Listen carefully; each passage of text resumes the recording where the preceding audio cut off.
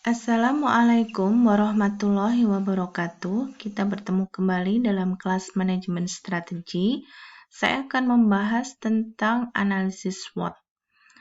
Nah, sebelumnya saya ulang sebentar tentang apa itu visi dan apa itu misi. Jadi visi itu akan menunjukkan what do we want to become. Kita akan menjadi seperti apa dalam jangka waktu panjang nanti. Mungkin 20 sampai 30 tahun lagi atau mungkin 40 tahun lagi ke depan, what do we want to become? Nah, perusahaan kita itu akan menjadi seperti apa dalam jangka waktu itu. Nah, kemudian mission statement itu menjelaskan tentang what is our business. Jadi bisnis kita itu tentang apa? Bergerak dalam bidang apa? Nah, itu adalah misi. Nah, setelah kita menentukan visi dan misi, maka yang berikutnya adalah melakukan analisis. Analisis SWOT, yaitu dengan mempertimbangkan S, strength, kekuatan, W, weaknesses, itu adalah kelemahan, kemudian O, opportunities, itu adalah peluang, dan threat adalah ancaman. Nah, kita mulai dulu dari opportunity dan ancaman. Karena opportunity dan ancaman ini kedua-duanya adalah berasal dari faktor eksternal perusahaan. Jadi dalam analisis peluang dan ancaman, di situ kita bisa melihat tren daripada ekonomi, sosial, budaya, kemudian kondisi demografi, lingkungan, kemudian peraturan-peraturan, regulasi, kemudian teknologi, perkembangan teknologi, dan persaingan dunia usaha. Nah, untuk peluang dan ancaman ini, strategi yang digunakan adalah mengambil sisi-sisi keuntungan dari peluang-peluang yang ada dan meminimalkan atau meminimalisir daripada ancaman yang ada.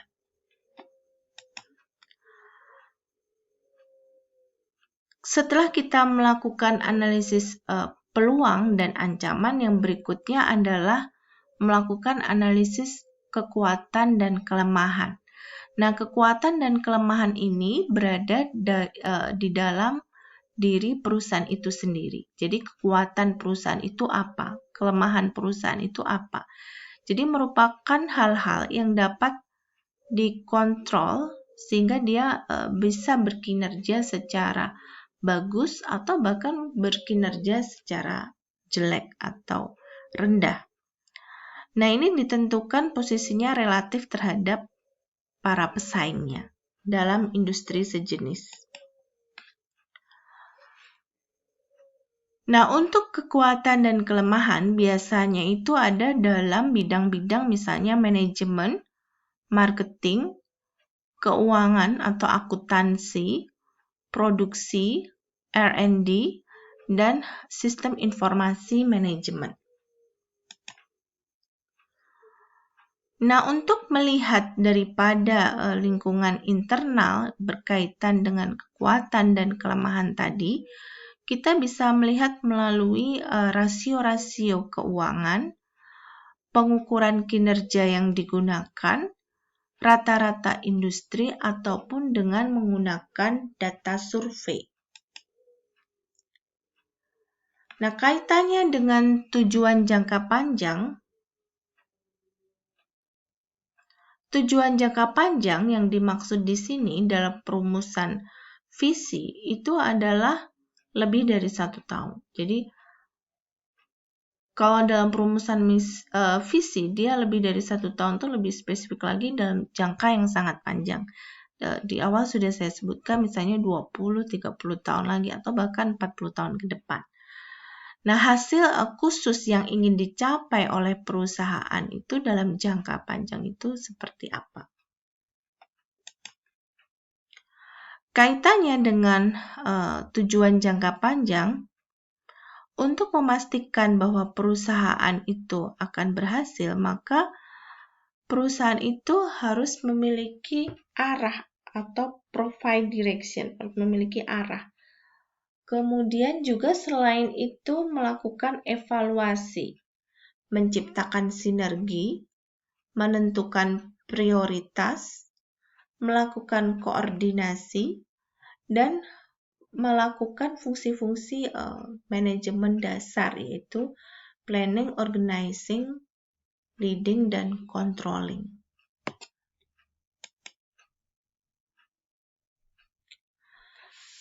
Nah, strategi adalah merupakan alat yang digunakan untuk mencapai tujuan jangka panjang perusahaan. Nah, strategi ini contohnya bisa berupa ekspansi geografi, bisa juga melakukan diversifikasi, bisa melakukan akuisisi, pengembangan produk, penetrasi pasar, penghematan, divestasi, bisa juga likuidasi, dan joint venture. Nah, tujuan jangka panjang perusahaan itu bisa di breakdown menjadi tujuan jangka pendek atau annual objective, yaitu merupakan tujuan jangka pendek untuk mencapai tujuan jangka panjang perusahaan. Atau tadi ya, dibalik bahwa tujuan jangka panjang itu bisa di breakdown menjadi tujuan jangka pendek. Nah, kebijakan itu sendiri merupakan suatu alat untuk mencapai tujuan jangka pendek dari perusahaan. Jadi misalnya, perusahaan dalam jangka pendek dalam 1 tahun ini misalnya ingin meningkatkan penjualan sebesar 10%. Nah, kebijakannya yang akan dipakai apa? Dia bisa saja berkaitan misalnya dengan sumber daya manusia, misalnya dengan mengganti staff public relation atau melakukan rekrutmen personal selling ya. Jadi dia mengganti dengan atau melakukan rekrutmen personal selling yang lebih smart untuk meningkatkan penjualan 10%, misalnya seperti itu. Kemudian proses manajemen strategi pada dasarnya adalah proses yang dinamik dan terus-menerus, artinya dia itu tidak stagnan, tidak fix, tetapi dia bisa berubah menurut dengan kondisi yang terjadi di lapangan. Dan untuk organisasi-organisasi yang besar, dia itu sifatnya formal. Nah, kunci dari manajemen strategi adalah mengkomunikasikan atau komunikasi.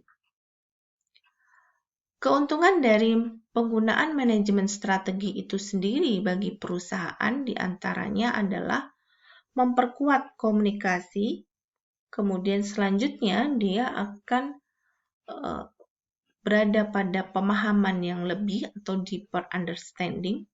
Selanjutnya dia akan mendorong pada komitmen yang lebih besar dan hasilnya adalah semua manajer dan karyawan itu memiliki semangat untuk membantu keberhasilan perusahaan. Nah, keuntungan dari manajemen strategi secara non-finansial diantaranya adalah memperkuat kesadaran terhadap ancaman-ancaman yang ada. Kemudian memperbaiki pemahaman akan strategi kompetitor. Yang ketiga adalah meningkatkan produktivitas karyawan. Yang keempat, mengurangi resistansi terhadap perubahan. Yang kelima adalah pemahaman yang lebih jelas kaitannya kinerja dan reward. Dan yang terakhir adalah memperkuat kemampuan untuk pemecahan masalah ataupun pencegahan masalah. Nah, mengapa beberapa perusahaan itu tidak melakukan strategic planning?